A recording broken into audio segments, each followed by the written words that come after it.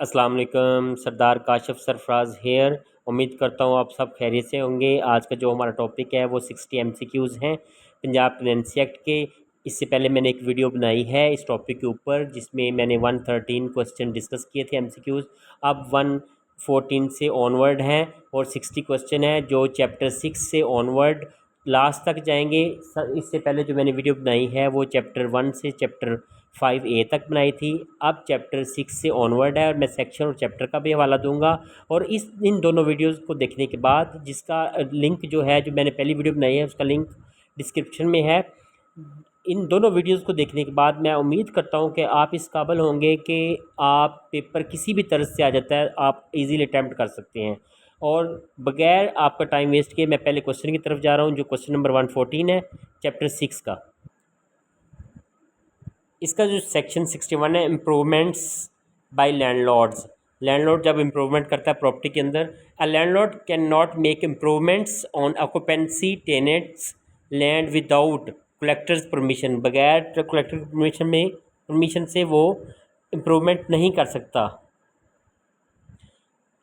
Before granting permission collector must hear objections of tenant. अगर वो improvement के लिए परमिशन देता है कलेक्टर तो पहले ऑब्जेक्शन सुनेगा दोनों पार्टीज़ की, खासकर वो ऑब्जेक्शन सुनेगा टेनेंट की। इसके बाद सेक्शन 62 है जिसमें enhancement of rent after landlords improvement, जिसमें बताया गया after landlord improves tenancy with permission he may apply to collector for rent enhancement. जब वो टेनेंसी में इम्प्रूवमेंट कर देता है लैंडलॉर्ड तो डेफिनेटली उसने रेंट भी इन्हांस करके लेना है, पहले से ज़्यादा रेंट वसूल करेगा और उसकी रिक्वेस्ट कलेक्टर से करेगा। For tenants under section 20 rent shall be enhanced. कितना इन्हांस होगा? To share rates paid by similar occupancy tenants. साथ वाली या सिमिलर ऑक्यूपेंसी का अगर कोई टेनेंट पे कर रहा है उसके मुताबिक शेयर या रेट देगा टेनेंट जो है। Under section 22 for tenant under section 22 rent shall be enhanced as if land revenue reassessed.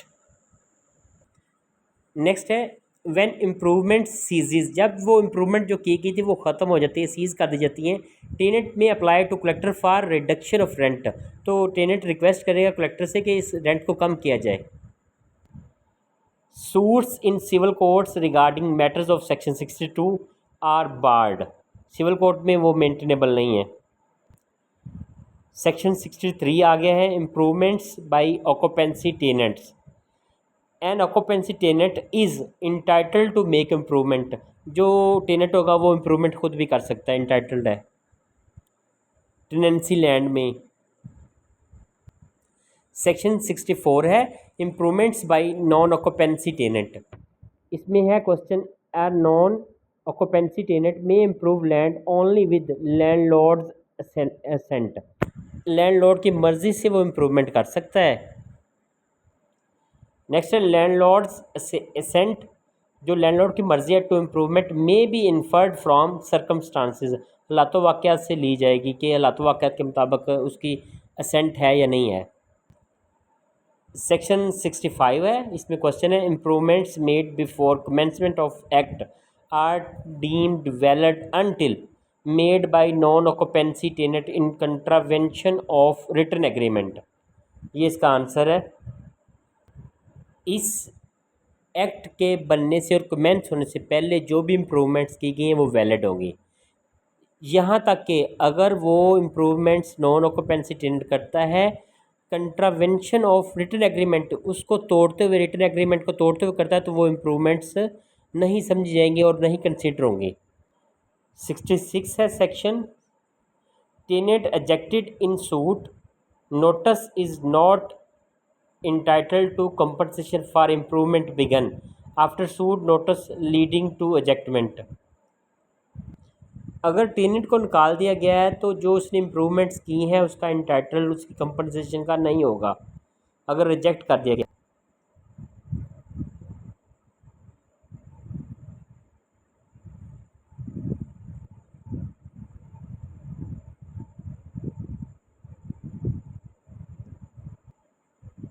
Section 67 है If landlord tenders lease of 20 years at same rent, tenant's right to compensation for past improvement is barred। अगर वो बताता है कि मुझे 20 साल से इसने सेम रेंट दिया है तो मज़ीद वो कंपनसेशन का इंटाइटल नहीं होगा जो उसने इम्प्रूवमेंट की है। सेक्शन 68 है, अ टेनेंट हु इम्प्रूव्ड, जो जिसने ज़मीन के ऊपर इम्प्रूवमेंट की है, land can not be ejected, उसे बाहर नहीं निकाला जाएगा, और हैव रेंट इन्हांस्ड, और रेंट नहीं बढ़ाया जाएगा जब तक कंपनसेशन इज़ पेड, जब तक उसे कंपनसेशन अदा नहीं कर दी जाती। सेक्शन 69 है, clearing tenant without occupancy right on ejectment gets compensation up to 5 years rent. 5 साल रेंट के मुताबिक वो कंपनसेशन लेने का हकदार है। जिसके पार्ट पे कोई मिस्टेक ना हो ऐसा टेनेंट हो जो। If tenant is joint owner of land he is entitled to no compensation for disturbance, उसे कंपनसेशन नहीं मिलेगी क्योंकि वो खुद भी मालिक है। Where assessment confirmed after 22 February 1929 compensation may be computed as 4 time land revenue. 4 time land revenue हो तो उसके मुताबिक कंपनसेशन को कम्यूट करके दी जाएगी। सेक्शन 70 है, इन सूट्स फॉर एजेक्टमेंट और rent enhancement court must direct tenant to file claim for compensation. अगर कोई ऐसा दावा दायर होता है मालिक की तरफ से तो उसमें कोर्ट जो है वो उसे डायरेक्ट करेगी टेनेंट को कि आप अपना कंपनसेशन क्लेम कर लें। Execution of decree for ejectment is stayed until compensation is paid into court. जब तक कंपनसेशन अदा नहीं की जाती वो डिग्री एग्जीक्यूट नहीं होगी, उसके ऊपर अमल दरामद नहीं होगा। नेक्स्ट क्वेश्चन है, सेक्शन 71 है, उसमें है tenant may apply for compensation determination to revenue officer if notice served under section 44 और 45। इन सेक्शन के तहत अगर नोटिस आया होता है तो वो टेनेंट जो है वो कंपनसेशन अप्लाई कर सकता है रेवेन्यू कोर्ट में। Revenue officer shall stay ejectment until landlord pays compensation. Revenue officer वो एजेक्टमेंट की प्रोसीडिंग रोक देगा जब तक लैंडलॉर्ड है वो कंपनसेशन पे नहीं करता। सेक्शन 72 है, इन assessing compensation authority must consider increase in value of produce. उस प्रोड्यूस की जो पैदावार है उसकी अगर वैल्यू बढ़ गई तो उसके मुताबिक असेस करेगी रेवेन्यू अथॉरिटी कंपनसेशन को। इनमें से कौन सा जो फैक्टर है वो 72 में नहीं मेंशन, पॉलिटिकल एफिलिएशन टेनेंट की वो नहीं मेंशन इसमें। सेक्शन 73 बताता है form of compensation. Compensation is ordinarily made by payment and money, पैसे की शक्ल में होगी। अगर पार्टीज एग्री हैं तो जो कंपनसेशन है वो ग्रांटेड होगी। बेनिफिशियल लीज ऑफ लैंड, जो लैंड के लीज बेनिफिशियल होगा उसको पे की जाएगी। सेक्शन 74 है, इसमें क्वेश्चन है, if compensation not determined before ejectment, अगर एजेक्टमेंट से पहले कंपनसेशन नहीं डिटर्मिन की गई तो एजेक्टमेंट्स रिमेन्स वैलिड, वो एजेक्टमेंट वैलिड रहेगी। Tenant may apply for omitted compensation within 1 year from ejectment, ejectment के 1 साल के अंदर अंदर जो ओमिटेड कंपनसेशन है उसके लिए अप्लाई कर सकता है टेनेंट। नेक्स्ट क्वेश्चन है, order for compensation under section 74 is executed as decree for money by revenue court.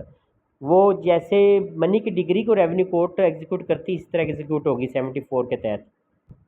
Next chapter जो आ गया है वो 7 आ गया है, जो रिस्ट्रिक्शन एंड प्रोसीजर, इसका सेक्शन 75 है। 75 की जो क्वेश्चन है ये मैं डिस्कस करने जा रहा हूँ। क्वेश्चन है जो क्लासिफिकेशन रेवेन्यू ऑफिसर की है जो पंजाब लैंड रेवेन्यू एक्ट में बताई गई है वो यहाँ पे भी सेम रहेगी।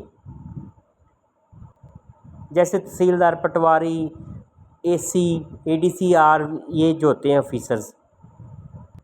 जो टर्म कलेक्टर है उसका जो मतलब लिया जाएगा इस एक्ट में पंजाब लैंड रेवेन्यू में जो बताया गया वही लिया जाएगा। सेक्शन 76 आ गया है जिसमें क्वेश्चन है, proceedings under section 27 for adjustment of rent expressed in terms of land revenue fall under which group first group के पास आएगा। ये इसमें बताया गया है कानून के अंदर, ग्रुप्स के मतलब का बताई गई सारी बातें। Applications under section 31 by tenant to deposit rent belongs to third group. Who may dispose of applications in first group? Collector or assistant collector first grade.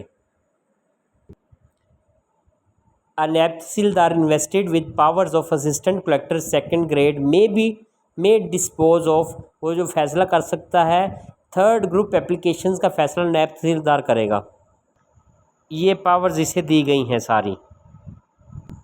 Section 77 आ गया। When a revenue officer exercises jurisdiction over suits under section 77, he is called revenue court. Suits for enhancement of or reduction of rent under section 24 falls under first group. जिसमें rent बढ़ाने और कम करने की बात की गई है वो फर्स्ट जो ग्रुप है वो डिसाइड करेगा। Suits by a landlord to reject a tenant fall under second group, कि इस टेनेंट को निकाला जाए जब लैंडलॉर्ड ये सूट्स फाइल करता है तो वो सेकंड ग्रुप जो है डील करेगा। जब दावा जात मुतलका लैंडलॉर्ड करता है बकाया जात जो होते हैं रेंट के या जो रकम बकाया जात होती है तो उसका फ़ैसला थर्ड ग्रुप के जो ऑफिसर हैं वो करेंगे। अब limitation period for third group suits under section 77(3)(n) is 1 year, 1 साल के अंदर वो सूट फाइल किया जा सकता है। और ये इंपॉर्टेंट क्वेश्चन है, इसके ऊपर अक्सर क्वेश्चन आया होता है। सेक्शन 78 आ गया है जिसमें general superintendents of revenue officer lies with board of revenue. Board of revenue के पास इख्तियार है इनके ऊपर सुपरिटेंडेंट का काम करने का। ये नेक्स्ट 79 सेक्शन है। हु मे विड्रॉ और transfer any case from revenue officer, एक ऑफिसर से दूसरे ऑफिसर के पास कौन ट्रांसफ़र कर सकता है? Collector, commissioner, board of revenue, all of above इसका आंसर है। सेक्शन जो 80 है वो अपील्स को डील करता है जिसमें क्वेश्चन है an appeal from order of assistant collector lies to collector, collector के पास लाई करेगी असिस्टेंट कलेक्टर का फैसला जो है उसके अगेंस्ट जो अपील फाइल की जाएगी। Appeals from an order of collector lies to commissioner, collector के ऑर्डर के खिलाफ कमिश्नर के पास अपील होगी। जब कमिश्नर कोई फैसला करता है उसके ख़िलाफ़ जो अपील फ़ाइल की जाती है वो बोर्ड ऑफ रेवेन्यू होती है। बोर्ड ऑफ रेवेन्यू सिर्फ लॉ पॉइंट के ऊपर जो अपील होती है उसको डिसाइड करता है। सेक्शन 81 आ गया है, लिमिटेशन ऑफ फॉर अपील। ये इंपॉर्टेंट है, इसमें से अक्सर क्वेश्चन आया होता है। Period of limitation for appeal to collector, जब पहली अपील कलेक्टर के पास होती है वो 30 डेज़ का लिमिटेशन पीरियड है। उसके बाद जो सेकंड अपील होती है कमिश्नर के पास वो 60 डेज़ में होगी। कमिश्नर के ऑर्डर के अगेंस्ट जब अपील बोर्ड ऑफ रेवेन्यू में होगी, बोर्ड ऑफ रेवेन्यू के पास 90 डेज़ में अपील फाइल की जाएगी। उसके बाद सेक्शन 82 है, an order shall not be reviewed unless application is made within 90 days. Review की एप्लीकेशन अगर 90 दिन के अंदर अंदर आ जाती है तो उस फैसले को रिव्यू किया जा सकता है। ये नेक्स्ट क्वेश्चन भी इंपॉर्टेंट है, ये लैंड रेवेन्यू में भी इसी तरह बातें लिखी हुई हैं। अ कलेक्टर रिव्यूइंग प्रेडिसेसर्स ऑर्डर, जो उससे पहला ऑफिसर उसके ऑर्डर को जब रिव्यू कर रहा है, मस्ट ऑब्टेन सैंक्शन, वो इजाज़त लेगा कमिश्नर से। नेक्स्ट सेक्शन 84 है रिवीजन के related. Who may at any time call for record of any case from revenue courts, board of revenue के पास अख्तियार है वो रिवीजन कर सकता है और रिवीजन सुन सकता है और डेटा रिकॉर्ड तलब कर सकता है, अपने पास तलब करके फ़ैसला कर सकता है। सेक्शन 85 है, who may frame rules regulating procedure of revenue officer, provincial government बनाती है। ये 86 सेक्शन है। पार्टीज़ में appear before revenue officer, personally खुद भी पेश हो सकती हैं, रिकग्नाइज एजेंट के ज़रिए भी हो सकती हैं, लीगल प्रैक्टिशनर वकला के ज़रिए भी हो सकती हैं। 87 है section, if court does not follow the event the revenue officer must record reason, उसकी रीज़न रिकॉर्ड करेगा। नेक्स्ट सेक्शन जो है वो हमारे पास 88 है, revenue courts procedure is regulated by rules made by provincial government. Next section जो है 89 और 92 है, summons and proclamation. A person summoned before revenue court is bound to produce documents and state truth proclamation relating to land must be published by beat of drum and pasting notice near land। Pasting word आना था, posting लिखा गया है। ये ढोल बजा के और नोटिस वहाँ पे चिस्पा ज़मीन के पास करके प्रोक्लामेशन होती थी। सेक्शन 93 है, any number of tenants in same estate may be joined in proceedings relating to chapter 3। Next section 94 है, suits under section 77 are exempted from CPC section 424। ये क्वेश्चन गलत है। 424 कोई सेक्शन सीपीसी के अंदर नहीं है और इसके ऊपर मज़ीद कोई मेरे सामने आई बात मैं कमेंट में बता दूंगा। सेक्शन हमारे पास 95 है, इफ़ डिफेंडेंट जो मुद्दाला है एडमिट्स रेंट, मान लेता है रेंट को due to third person, he must pay into court, वो जो रेंट है कोर्ट में पे करने का पाबंद है। सेक्शन 96 और 97 है, decrease for rent, execution of arrears of rent decree can be made against movable property and uncut crops, कि जब उन्होंने अटैच करनी प्रॉपर्टी मूवेबल भी कर सकते हैं और अनकट जो गैर काश कट की गई फसल है उसमें उसके ख़िलाफ़ जो एग्जीक्यूशन कर सकते हैं डिग्री की, ताकि वो एरियाज़ जो बकाया जाता है रिकवर पैसे कर सकें। Can a tenant be imprisoned for arrears of rent during occupancy? No, उसे जेल नहीं भिजवाया जाएगा। सेक्शन जो 98 और 100 तक है, अ रेवेन्यू कोर्ट में refer a party to civil court if question more proper for civil court, civil court की तरफ भेज देंगे मैटर को ताकि वो सिविल कोर्ट डिसाइड करे मैटर को। Question of jurisdiction may be referred directly to high court by district जज और कमिश्नर, अगर वो मैटर है कि ज्यूरिसडिक्शन किसकी बनती है तो वो मैटर जो डिस्ट्रिक्ट कोर्ट जज है या कमिश्नर है वो हाई कोर्ट को भिजवाएगा।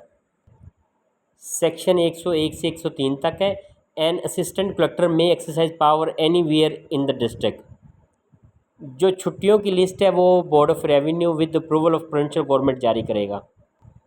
नेक्स्ट जो चैप्टर है वो 8 है, उसका सेक्शन 109 से 116 तक है और उसके शेड्यूल भी शामिल है। Which of the following entries in the record of right is void, कौन सी एंट्री वॉइड है, वो कौन सी एंट्री ठीक नहीं है। Tenant entitled to make improvement, अगर टेनेंट के पास इख्तियार है कि वो इम्प्रूवमेंट कर सकते हैं under this act, but landlord can exact him for doing so, लेकिन लैंडलॉर्ड उसे निकाल के बाहर फेंकता है, ये जो एंट्री है वो वॉइड है, इलीगल है। नेक्स्ट क्वेश्चन है, an entry stating that tenant ejected shall not get compensation for improvements where act allows it is void, वो भी एंट्री void है, invalid है। सेक्शन 110 है, an agreement between landlord and tenant after passing of this act cannot be override rights of occupancy, वो ख़त्म नहीं करता rights of occupancy को। an agreement cannot limit rights to improvements and compensation। Exception under section 110 allows tenant to pay enhanced rent when improvement made by landlord to benefit tenancy, अगर landlord ज़मीन के अंदर improvement करता है तो वो ज़्यादा रेंट पे करने का पाबंद है टेनेंट। सेक्शन 111 है, return agreement between landlord and tenant remain valid if expressly preserved by this act, अगर एक्सप्रेसली नहीं वाज़े तौर पे नहीं बताया गया तो वो वैलिड रहेगा। Agreements recorded in record of rights before which act remain valid, Punjab land revenue act, ये हमारा लास्ट क्वेश्चन था और इसके बाद इंशाल्लाह मैं लैंड रेवेन्यू एक्ट के जो MCQs की वीडियो बनाऊंगा। आप सब दोस्तों से मेरी ये रिक्वेस्ट है, काइंडली मेरे इस चैनल को सब्सक्राइब कर दें, बेल आइकन के ऊपर क्लिक कर दें ताकि आपको नेक्स्ट वीडियो का नोटिफिकेशन मिल सके। लाइक करें, शेयर करें, कमेंट करें, अगर आप कमेंट करते हैं जो भी कमेंट होगा मैं उसका रिप्लाई करने की कोशिश करूँगा और जो आप वीडियो कहेंगे वो भी बनाऊँगा इंशाल्लाह। तो आप काइंडली मेरे चैनल को सब्सक्राइब कर दें। जज़ाकल्लाह, बहुत शुक्रिया, अल्लाह हाफिज़।